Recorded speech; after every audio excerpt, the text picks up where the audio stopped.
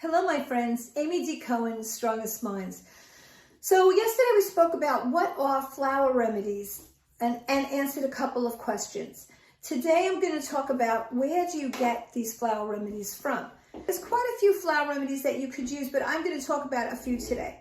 Bach flower remedies, Australian bush flower remedies, and Finthorn remedies. You can order them online.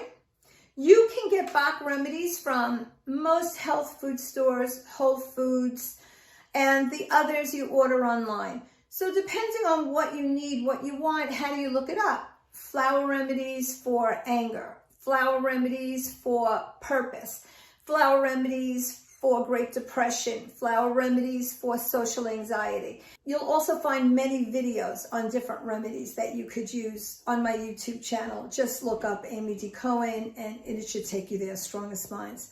Also, do not be afraid to try them yourselves. You cannot hurt yourself. You cannot hurt your children. You cannot hurt your animals. That is what's so That is what's so beautiful about them. They are powerful. They are amazing, yet very gentle. Gentle enough for our children. Gentle enough for our infants.